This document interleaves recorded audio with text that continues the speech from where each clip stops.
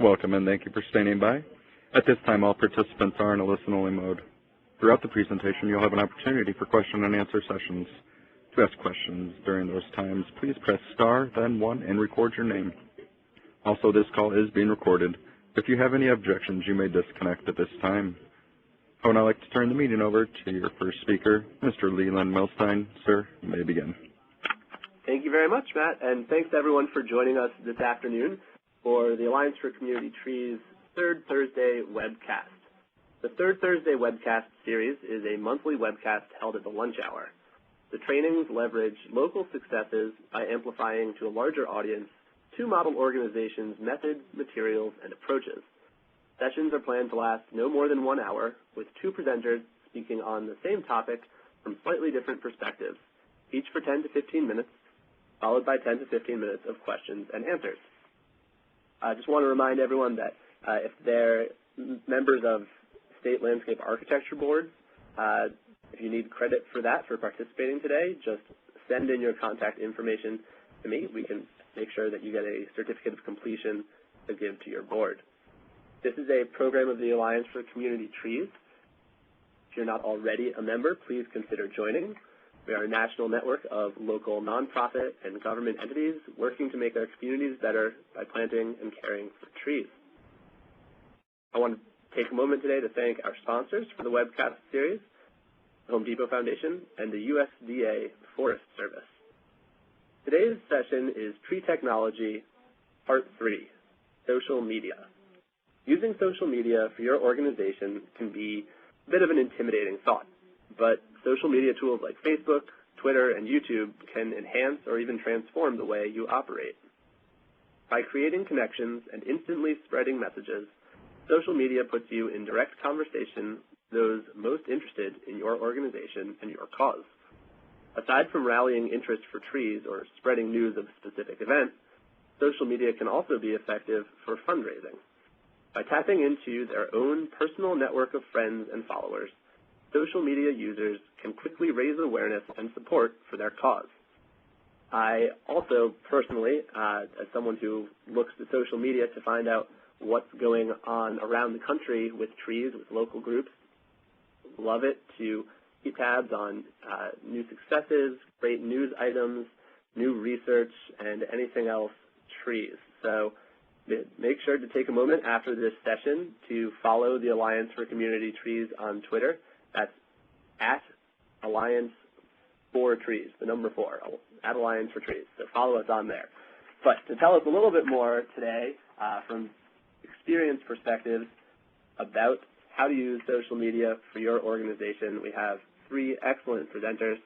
We're going to begin with Sharisa Costa, who is an account supervisor at Exit 10 Advertising, a full-service agency that specializes in non-traditional advertising, design, television, radio, direct marketing, and interactive services. With a degree in business administration and marketing, Sharisa has more than 10 years of product development and marketing analysis experience and specializes in strategic market development and market research and analysis.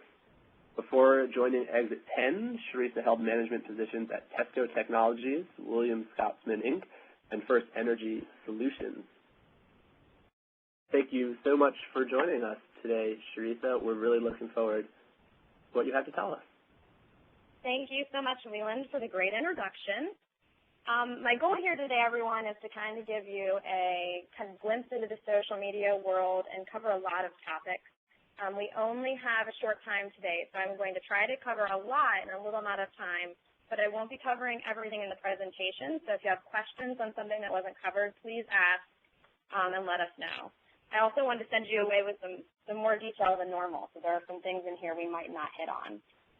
So the first slide is how big is social media. Now, I don't have to tell you guys that it is a revolution. That word is used all the time, but social media has now become the #1 activity on the Internet.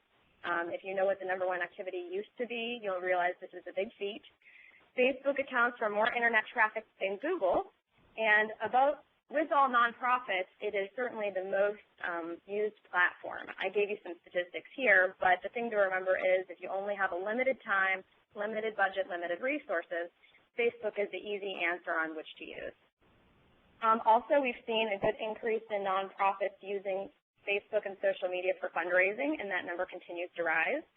And 82% of nonprofits find social media valuable. So if you are not one of those 82%, hopefully after this hour you will become one of those 82%.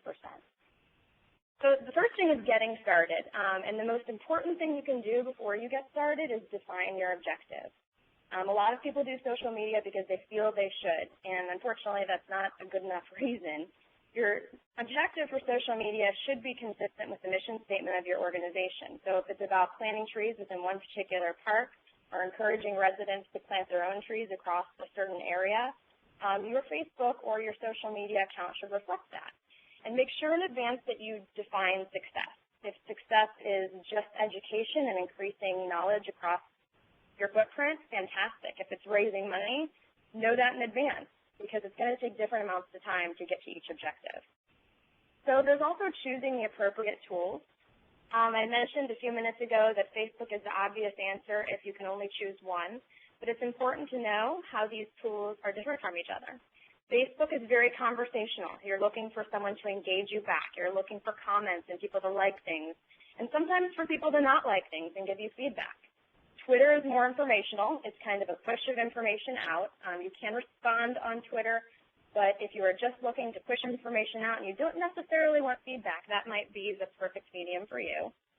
I'm sure everyone has watched a video on YouTube sometime in the last 5 to 10 years, so you know that it's used for entertainment. But I also know that we worked with the Pennsylvania Horticulture Society recently, and they had educational videos about how to plant specific trees. So if you are more prone to education-type messaging, this might be a good option for you. LinkedIn is used a lot in social media, and I don't consider it too social, but I think it's a fantastic way if you are targeting a group of organizations or companies for sponsorship or fundraising to group those companies and those contacts together so that way they have a way to discuss internally amongst themselves. And honestly, so that way they can kind of brag about the fact that they're involved in your organization by creating a LinkedIn group. Flickr is about imagery. This would be great if you do contests, and we can get into that later if someone has a question. And Foursquare is a location-based tool. It allows users to check in to events and locations, and if you have a specific amount of events or locations that you target month after month and year after year, this might be a good opportunity for you. Another thing about getting started is assigning responsibilities. Social media is often referred to as something for the younger generation, and I'm putting that in quotes even though you can't see my fingers. It's important to note that just because something's for the younger generation, that doesn't mean that the youngest person on your staff should be in charge of it. It does take a great deal of maturity to be able to answer questions in the appropriate way. So you need someone with adequate time, which doesn't mean it's a 24/7 job, but they should be able to check in on it often. Maturity, and some degree of personality, so that way you can make a voice that is unique to your site and your organization. Lastly, outlining basic rules of engagement. The number one thing I can tell you that is the most often mistake made by small companies, and especially nonprofits too, the few I've worked with, is it is not a personal blog. So if you are lacking information to share, it's not really appropriate to ask people about what movie they saw this weekend, and this is the most common mistake made. The reason is it dilutes your message. If people like you because they like your message and they like what your organization is trying to do, talking about things that are personal dilute that, and they tend to lose respect for what you're trying to do. So we're going to go ahead and go to the next slide, which is building relationships. Now that you've got everything set up, how the heck do you make this work? First is creating appropriate messages. And again, since your objective is the objective of your organization, you want to have messages that are consistent with that messaging. You're going to have to decide if you want captive or an active presence, which means they're casual or active, which means are you going to pop in every few weeks, or are you going to go with back and forth conversation? Are you going to jump in every day and make sure all the questions are answered, make sure you engage with your audience? And types of messages. This is not just about shooting out events you have or things that are happening in the organization. It's about education and outreach. Ask questions. It's about event announcements. You can do a Q&A session, maybe guess which tree is native to this footprint, or guess which tree out of these 5 flowers first. Whatever is appropriate to get people engaged in your topic and not just what you're doing. And also consider contests, fundraising, of course, and volunteer recruitment or staff recruitment on your Facebook page or in social media. It's very, very important to be relevant and stay on point. In that vein, using a consistent voice. We talked about time, maturity, and personality of someone who's doing social media. Not everyone should be an admin. I do believe strongly that a manager or director should have access to every social media tool available, because if someone leaves, you don't want to be stranded and that person kind of has ownership and all the passcodes to get in. But that doesn't mean that the director or the manager should be the one posting. You should definitely limit who's posting to a very small group of people so you can maintain that consistent voice. And lastly, building relationships is being responsive. It is a 24/7 job, but that doesn't mean you have to post at 3 a.m. It just means that you can set up tools that will send you emails when people do post. And it also means that you don't delete negative comments. You address them publicly. One of the first ways to lose respect is to not address negative comments, to delete them and pretend like they never happened. Negative comments are an awesome opportunity for you to improve and deal with any complaints that you have in your fan base. So lastly, measuring the impact, what you're really getting. It is important to note that although Facebook is the #1 tool, an average user is connected to about 80 different community pages. You can pretty much guess that, you know, as far as all the community pages I am connected to, I don't check them all daily, maybe not even weekly or monthly. You're looking for a little slice of life. You're looking for a few moments to get access to those people and their mind share. If you look over in the blue box, I have what to expect from the return on your investment. 58% of nonprofits measured soft benefits, so awareness, education, volunteering, events, and only 9% report hard ROI or fundraising.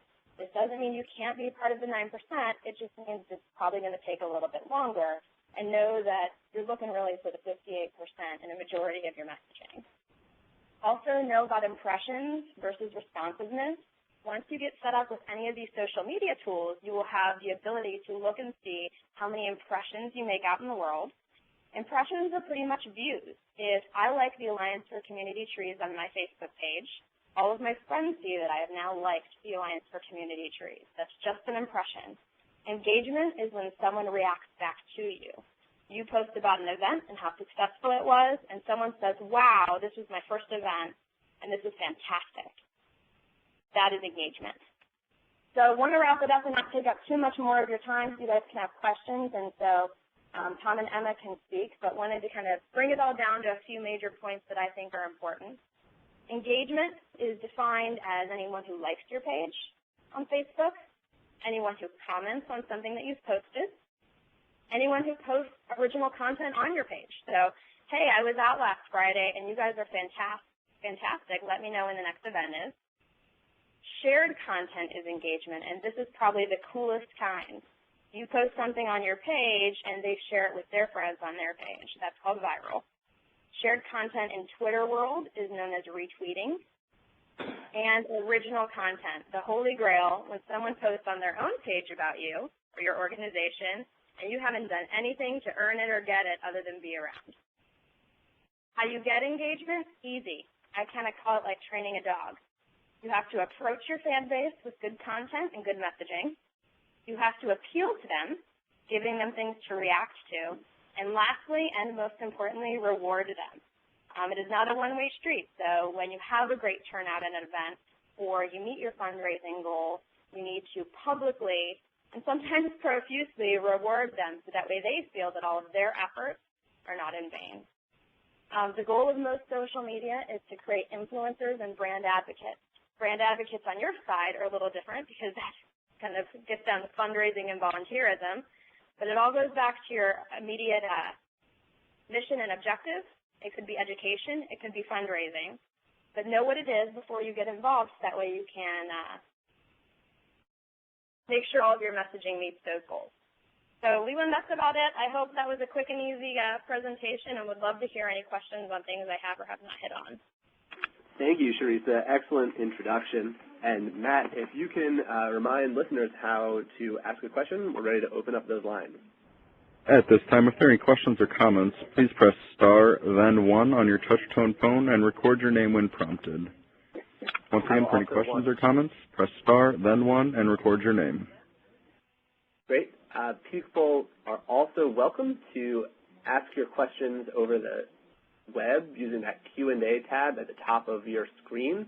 If you are voice shy and don't want to speak over the phone, you can type it in there and I will ask your question out. But I think we're going to get a lot of response here, so over the phone is great too. Keep the questions coming. I'm going to start off with a question for Sharitha while people are queuing up. My guess is that a lot of folks, I think, understand the benefits of Facebook, maybe don't know as much about Twitter, but they probably have a Facebook page. They may have created it, and maybe that they should, be putting on some frequent updates like, here's this tree planting event that I have coming up. What's the next step? What's the best way to go about getting people to like you or follow you? That's a fantastic question, and there are a number of ways you can do it. The most obvious way is being sure that you promote all of your social media and any other kind of marketing you do. So that means adding it to your website, adding it to email blasts, sometimes bringing a little business card or flyers to an event and passing them out saying, did you love this event? We're going to be talking about it tomorrow on Facebook. Or we're going to be giving, if you want to throw a contest in, we're going to be giving a gift certificate or something cool to at least one of the people who attended our event. So it's really bringing all of those back around and making sure that you market every form of marketing using all the other forms of marketing. Great. Okay. We've got a question over the line already. How effective are each media's sort of success analysis? I'm not quite sure what that means, but I guess folks are really asking about return on investment. It's a great question because there's a lot certainly out there on return on investment. I think, one of the things I mentioned in the presentation is a large majority of nonprofits, and I'm going to throw businesses in there with them, consider it soft. So you may not get fundraising from everyone, but you may get volunteers, you may get people in their own hometown or with their family planting their own trees. It's mostly about messaging. There are a variety of ways, a lot of programs, a lot of people you can hire to evaluate your success, but it's really going to be in volunteerism, how many people participate in your events. It will definitely come out in the ways that you normally do business. And for a small group, like you mentioned, there are lots of these online tracking tools that you can sign up for to show how popular you are or how many clicks you're getting. Are those easy to use? Can you tell us a little more about those? Sure. There are a ton of tracking, whether it's web tracking or whether it's social media tracking. Facebook has a lot of these built in, so I don't think it's necessary unless you are extremely large and have a lot of time to analyze it. I don't think it's necessary to go outside of Facebook's analysis tools. But there are plenty of tools out there. Some of them are complicated. Some of them are difficult. Again, it all comes back to your objective. If your objective is to show ROI, then you're going to want to get those tools up front. If it's not and it's just outreach, then I would just pass and not even use them because you will be able to feel if you're being successful as time goes on with your events and your fundraising and volunteerism. Great. Well, I have more questions, but I do want to ask Matt, do we have any questions over the phone? We do have one question that came in. Our first question comes from Ben Alexandro. Hi, guys. My question is, for starters, for the ads that you can have on Facebook, how successful are those, and would you recommend using those, and how would you recommend using those for the general public? Great question. It can get expensive, and how valuable they are is definitely in contention right now. I would say that they're definitely valuable for small budgets, but one thing that you will notice that will happen over time is that your ads may start disappearing, and Facebook will request or recommend that you spend more and more money to get your ad to the top of the list. I think it's great if you want to set up an event or set up a page and you want to use it for initial fans, but I definitely wouldn't consider spending money on it over long periods of time for everyday events. Or everyday fundraising. I think it's good initially, but everything I've read and seen has shown that over time you get less and less tips and they want more and more money. My personal opinion. Thanks. great, really good question, because we all see those ads in the corners and don't know quite what to make of them. Teresa, what do you think is the next step, or sort of when you're planning a social media strategy, how should folks go about that, thinking about how their Facebook may be linked to Twitter, or something like putting their photos on Flickr or videos on YouTube or Vimeo? How do you decide sort of which avenue to go with, or is there a way to link them all? There is. I'm actually flipping back a slide here, and it's one of the things I didn't necessarily hit on a lot. Here it is.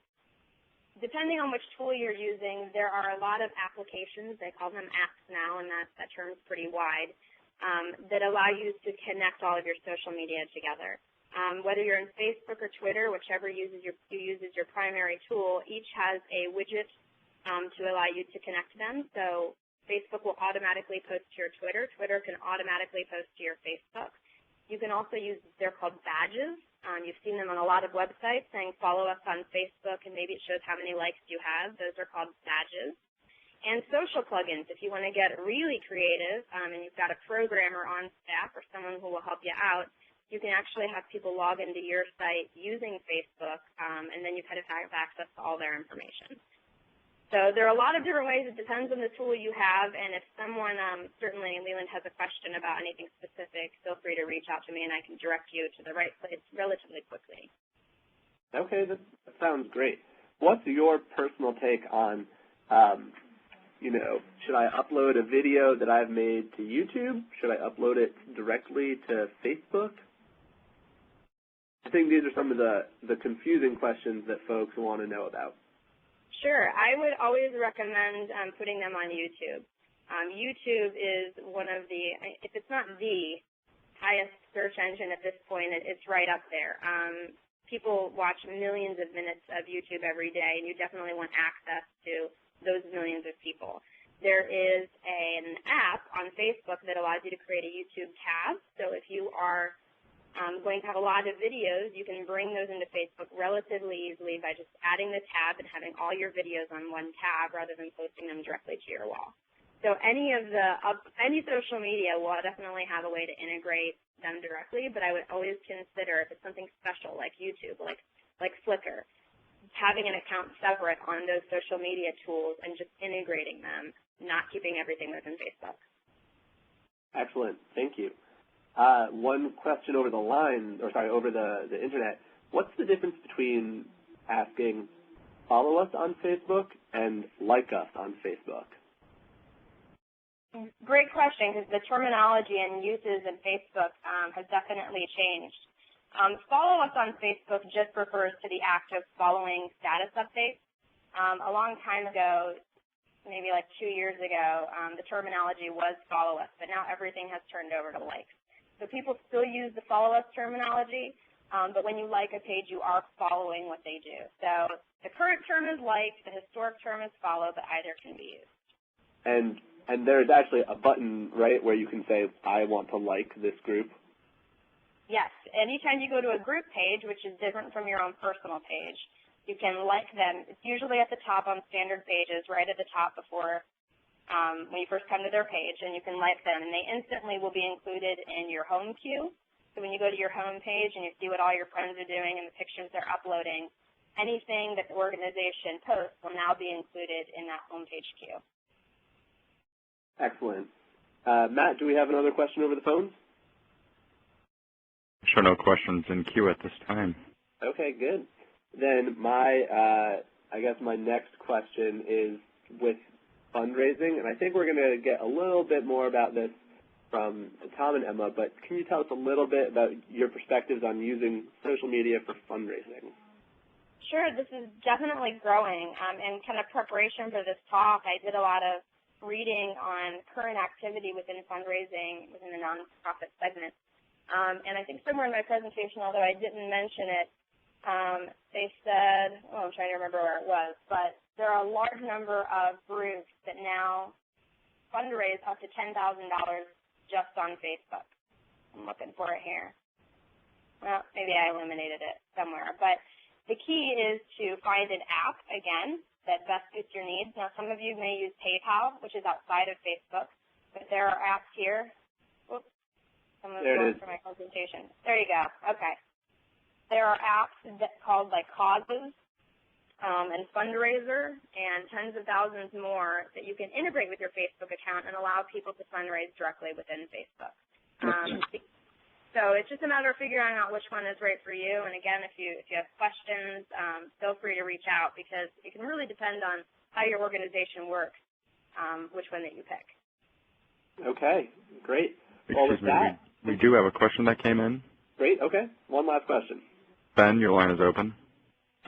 Hi, yes. Thanks for giving me another question. A lot of our attendees are at schools, which have very high filters, very strong filters, and the worry is that if we have a link on our site to our Facebook page, that it might be filtered out and blocked at some of the schools. If we have links to Facebook on our website, could that be a problem? It definitely could. A lot of schools do block social media sites. The way you can probably get around that is by having a feed on your site of your Facebook status update.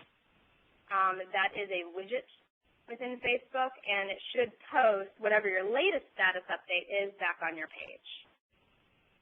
But just having a simple link to it won't be blocked, right?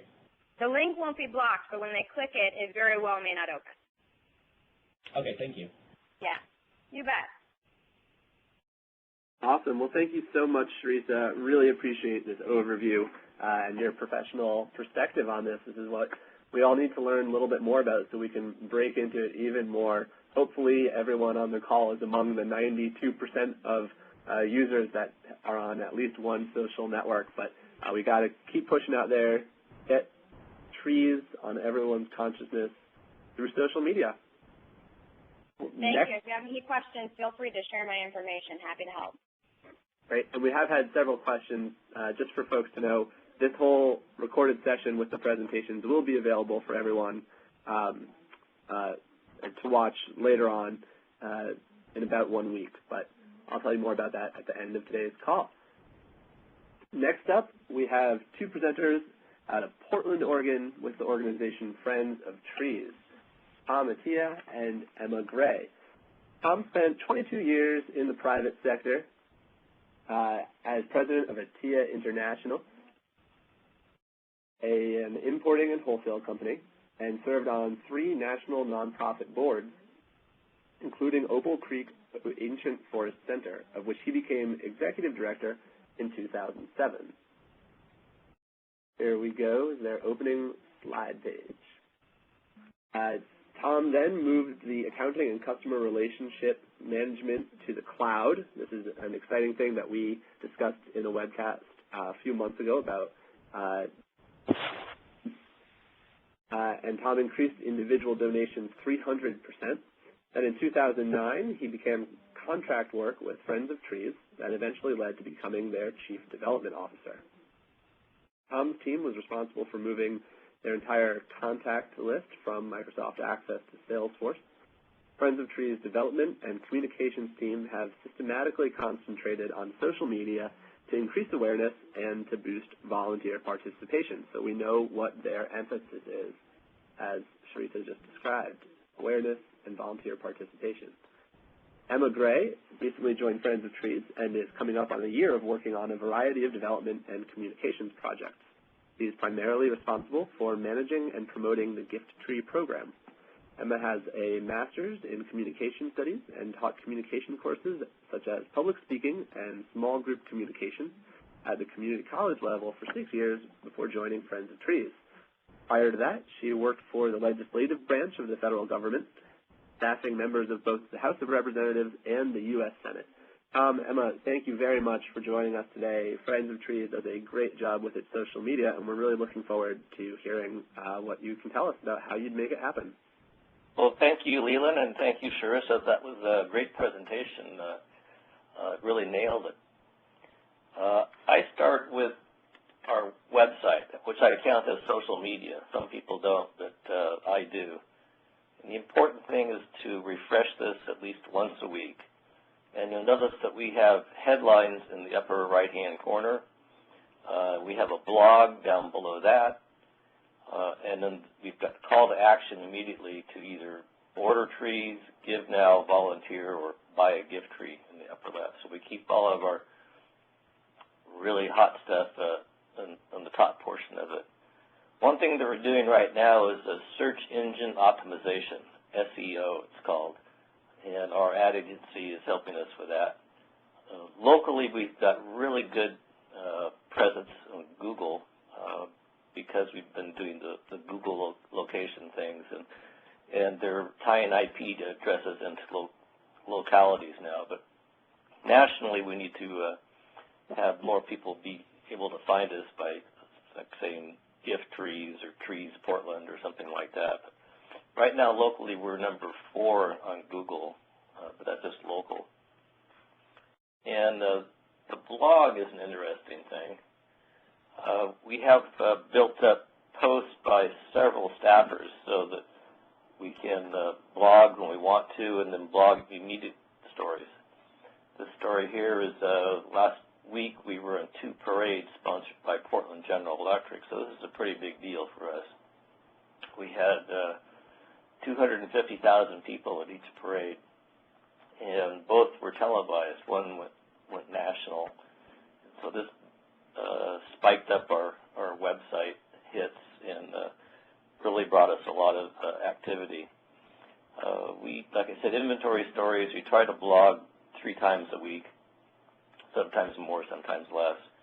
And again, it's important for other staffers to create stories. I'm just looking at this one. Looks like we've got at least 2 or 3 staffers that have presented on this blog. And it gets everyone involved. It creates a variety of interest, and it's not focused just on trees or making money. It's a whole variety of things here. And Emma's going to be talking about Facebook and Twitter, and then I'll come back in with LinkedIn and YouTube. Great. Thanks so much, Tom. As you've heard a lot this morning, there's a lot of options for social media. And at Friends of Trees, I like to sort of think of it as a web. We definitely use Facebook predominantly, as Sharissa talked about. Most of our users are on Facebook.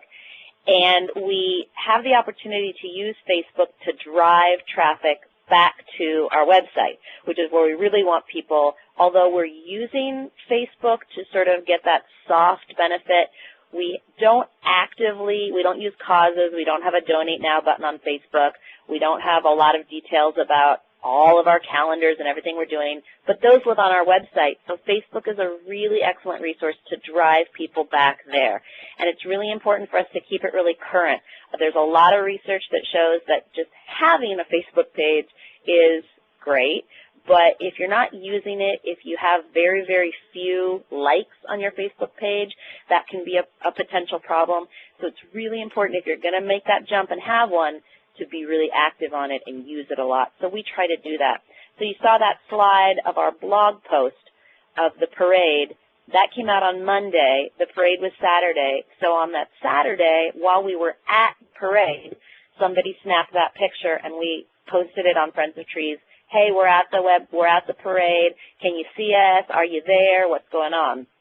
That following Monday, we had a blog post written about it that showed up on the blog with, we'll talk about later, a Flickr photo stream of a whole bunch of pictures of the parade. And then on Facebook, that was linked back to our blog post. So not as many people are going to our blog or signing up, subscribing to our blog per se. What is happening is that we will post a new blog entry on our Facebook page, and that will drive the traffic back to our website. And I don't know if you noticed when Tom put the slide up, that was a screenshot of our web page. We have all those badges that Sharissa was talking about, the Facebook, the Twitter. So the hope is that this web is created and people are going back and forth between them and getting our content. On Facebook, we have another little thing that I'd like to mention where, although we have our Friends of Trees group page where people can like us, we also have a personal profile page for our mascot, Gary Oak. And Gary is a little bit more whimsical. He's more casual. Gary will do things like go to one of his quote-unquote friends on their birthday and, hope it's tremendous, or they get all kinds of treats. He uses tree puns and silly things like that. But what that allows us to do is sort of have a secondary route for fun sort of things that Gary's out doing. We get pictures of Gary out in the world. People can become Gary's friend at events. We take lots of pictures of people with Gary, and then our hope is that they will become his friend on Facebook. And you'll notice we've got over 2,000 likes on our group page. Gary has about 200 friends, give or take. So that's kind of a work in progress, but it allows us to have this sort of personal secondary access on Facebook, which we're still exploring and is pretty fun. We use the Facebook in those two ways, and then we use it in conjunction with Twitter. Twitter is more timely. You can put things out on Twitter that are happening. There's not going to be a lot of back and forth conversation, as Sharissa mentioned, but we can also tie to our blog posts, tie to other things we're doing, announce that we've put a new video up on YouTube. All of those things kind of tie in, and we use a lot of hashtags on Twitter. Hashtags are the way of kind of labeling topics or people or things that are going on in Twitter. And then when people are searching for those things, our hope is that they're going to find our content on Twitter. We also embed a lot of hashtags. So if we say something simple like, we're planting trees on Elm Street, we might hashtag the word tree. So it's sort of embedded, so it would look like we're planting hashtag trees on Elm Street. But then that allows us to keep to the characters, because you can only use 130 characters on Twitter. Sometimes that can be a challenge to get your labels in and your content. So you can see on this here we have hashtagged Good Day Oregon, and we also use the @ symbol to call people that we're working with out a lot as well. So we make sure on Facebook we're following all of our sponsors or liking all of our sponsors so that we can tag them in posts. On Twitter, we're making sure that we are following or liking them on Twitter so that we can mention them on Twitter. The hope is that that content then appears on their Twitter feed or their Facebook page, and that web is being constantly created. You can see that second tweet down. I, on my personal Twitter feed, tweeted that I was going to be on Good Day Oregon and hang out with Gary Oak at the Float Barn. Portland General then retweeted that. Friends of Trees retweeted that, and we get a whole new crop of hopefully eyes on that content, and it all sort of works together, and we have fun with it. So that's kind of how we use Facebook and Twitter together. Tom can talk a little bit more about the LinkedIn. Yeah, thanks, Emma. As you can see, we're having a lot of fun with our parade deal. Yeah, LinkedIn is really a professional networking platform. It's working great for me to get the word out, because most people who've known me in the past know me from my for-profit experience, and now they're seeing me in the nonprofit world, which allows me to make contact with them on an informal basis, and then they're not surprised when I send them a letter asking them for money.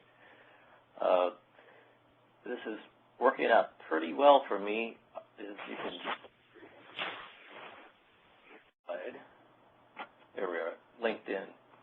I did this slide maybe about a week ago. I now have 160 plus connections on LinkedIn, and then it expands to a zillion more people because everyone has a lot of contacts. So it posts up here what new connections are, kind of reminds you who you're connected to. People sometimes post things here. I'm going to be posting our event last night where we were pledged $10,000 over 4 years from a new company in Portland. And that lets people know how successful you are and what's going on. And I see a chat coming in from Mandy. Don't see any activity yet. But if Mandy has a question, I'd be happy to answer it. Yeah, Mandy, if you have a question, just hold that till the end of this session. You can ask it either when we open the lines or using that Q&A tab. Thanks, Tom. Yep. Also, there's things in LinkedIn that are specific to nonprofit organizations. This one is obviously good for our discussion today, social media for nonprofit organizations.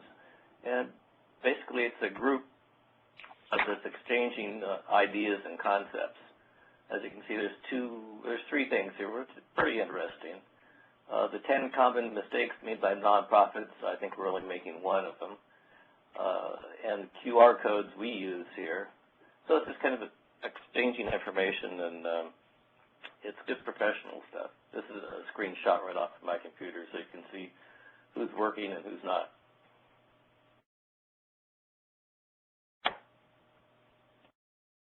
And we talked about YouTube. Fortunately, we have a person in our office, Brighton West, who loves to shoot videos and produces most of the videos that are up here. I've got some raw footage I'm trying to produce, just don't have enough time in the days. But you can see some of these have been around for a while, and some get more views than others, and some get passed on, and some get posted, and it's really a great thing. These are blogged and tweeted, and it helps promote us. YouTube is a great new venue, actually not too new, but been around about 4 or 5 years, but really expanding. And it's great. We use it both to entertain and to educate. As you can see, we were at a Portland Beavers game. That's the top one. Next one about volunteers, which is really cool. It helps boost the image of volunteerism. One that we've been using a lot is how to plant with Friends of Trees. And we actually have some about how to plant a tree, too. Last one is Portland Timbers, which is a new sponsor of us, and we had them out to do a planting out on Interstate 205. Even their boss, Merritt Paulson, was out planting trees. So, and then they'll tweet this out too. So it's a good exchange. And now I'll kick it back over to Emma to talk about tree mail. And a little bit about Flickr too, because I think it combines with the YouTube and the tree mail and all that stuff. So we use Flickr, which is basically a photo storage program, I would say. You can directly go to Flickr and see our photo stream.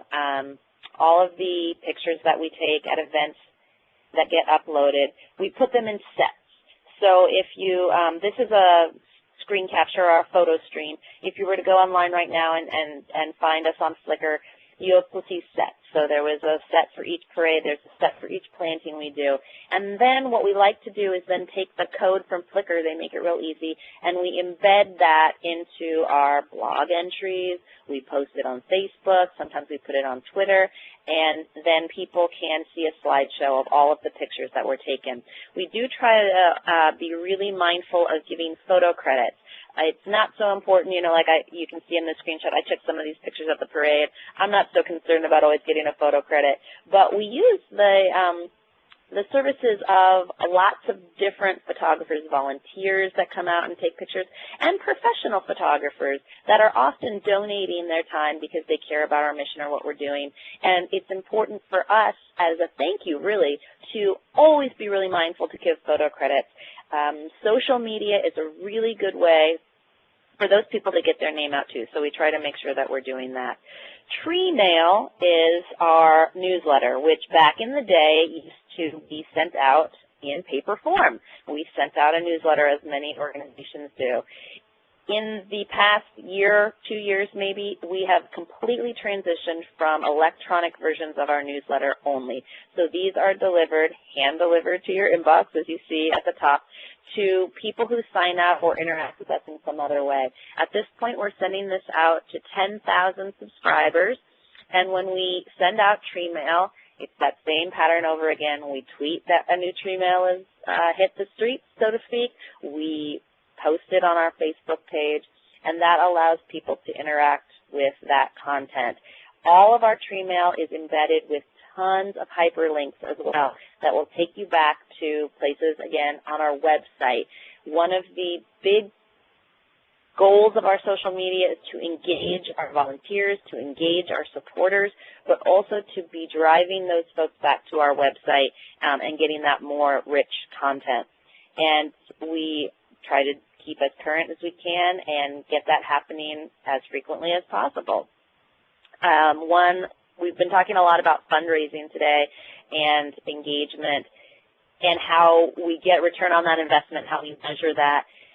I'm not sure I can confidently give you any big numbers, but I can talk a little bit about some specific things that's been going on recently in Friends of Trees world. I, as was previous manager, as Leland introduced me, I manage our gift tree program, and this is sort of a situation where we, for a $35 donation to Friends of Trees, we'll plant in honor of somebody or in memory of somebody, and then I send out a pretty card, and we invite them to plant the trees with us, 2 different plantings. So I'm always kind of constantly trying to get people to take advantage of that program. So I post on Facebook. If you're still looking for a creative Father's Day or graduation present, a gift tree is a great thing. And I get 5 or 6 people to comment, 2 of which went back and bought gift trees. So that's sort of one way in which we engage fundraising in that way. During Valentine's Day, this was a way we used our Facebook presence of Gary as opposed to our Facebook presence of the organization. Gary had a contest, will you be my Valentine? Send me a Facebook message or tweet me why you want to be my Valentine. I'll randomly draw one winner, and I'll deliver a gift tree certificate to you in person, and so we had a fun sort of thing with that. Really recently, we were able to take advantage of a Groupon G campaign, which is the way that Groupon gives back to community organizations. And what that involved was, instead of the typical Groupon where you actually purchase an item or you get a coupon to go do something, it's really just a donation to an organization because you believe in their mission. So you can see from the screen capture there, this is what ours looked like for a $15 donation. We are planting up at a specific location, native trees for restoration. And we were able to, through Facebook, Tree Mail, and Twitter, reach our tipping point of 30 donations. In fact, we exceeded it and we got to 40, and we're able to raise $600 for the organization. So it was a sort of a dipping our toe in that water and pretty successful way that we used our social media to interact with a specific campaign and raise some funds for our organization. So I'll turn it back over to Tom if you have any final comments, and then maybe to Leland to facilitate Q&A. I'd love to take any questions. I know there's a lot more I could talk about. Well, I just put up a slide comparing Groupon to other group buying sites, and Groupon is definitely in the lead. But you've got to promote it like Emma said, otherwise it's going nowhere. Living Social is coming up, everything else is dying, so I wouldn't do anything but Groupon right now. And one thing we all want to know is, how do we measure success? Well, this is kind of an example. We view all of this stuff as multi-platform. We need to tweet, we do our tree mail, blog, email, direct mail approach, phone calls, and websites. So everything you do contributes to your success. Last season, we participated with the Willamette Week, which is a local weekly paper, and they have a give guide that comes out in mid-November so people can decide where to put their money. Unfortunately, the environment is a small portion of giving, but we were quite successful. And this chart indicates, by doing all this stuff, we had a very, very steady flow of revenue just from Willamette Week. And it all kicked in around December 28th and went through the roof. Emma and I were texting each other going, wow, can you believe it? And then another hour later, it'd be another $1,000 higher. So it was really quite successful. And we also had people coming in from our donate button and remittance envelope. So this at the end of the year was just part of our strategy, but it worked out well. We came in second place. We were in first place, but somebody aced us out just at the last minute. What was important, though, is we were in first place for the under 33 age crowd. So that was good because they're the ones using a lot of the social media right now. And the Give Guide was an entirely electronic campaign. So it's launched on a website that Willamette Week manages. You don't mail anything, and it's all electronic donations. So it really shows how people are using the Internet to donate money. Absolutely. And I want to repeat, this is a multi-platform push. Not one thing can be attributed to the success, but everything all piles together. And, you know, several ways that we measure success. One is how many trees have we planted. Well, in the last year we went from 3,000 to over 4,500 neighborhood trees planted. So that's a direct correlation to our activity. Facebook followers has jumped from 900 to 2,600. And someone asked about Facebook ads. We did an experiment where we had $600 that we threw at Facebook ads, and we targeted it by zip code where we wanted to do some plantings, and it was successful. $600, you know, kind of a crapshoot. I think we'll do it again. Twitter has more than tripled from 700 to 2,200 followers.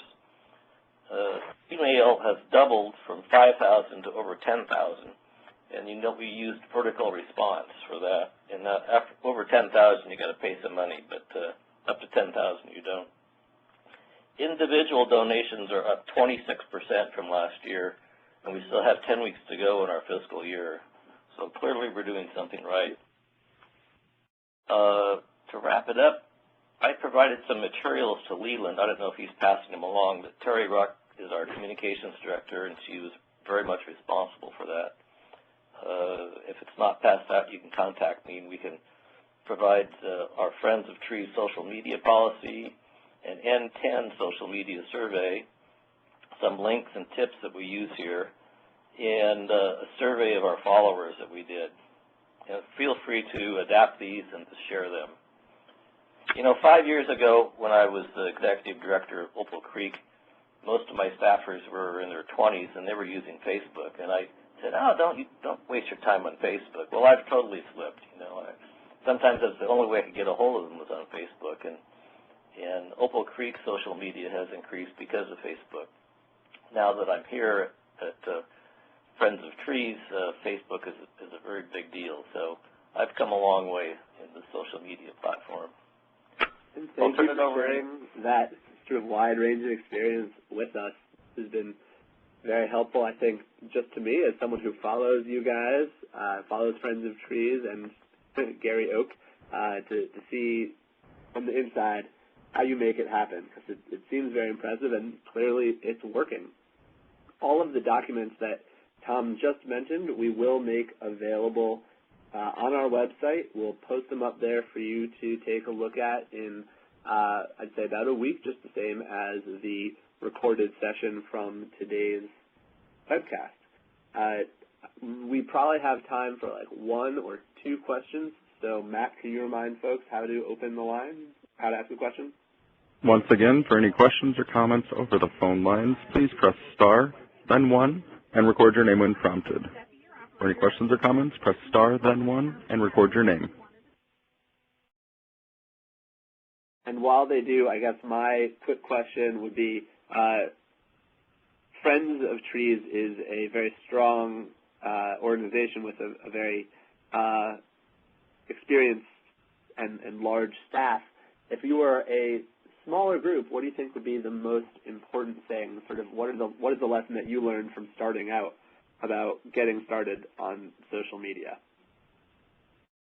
Well, Facebook would be the prime thing. We've got 3.5 people in our development communications department, so we can split it up a little bit. But if you don't have that much firepower, I just stick to Facebook. Okay, great. Quick question over the lines, just about the fundraising push that you did.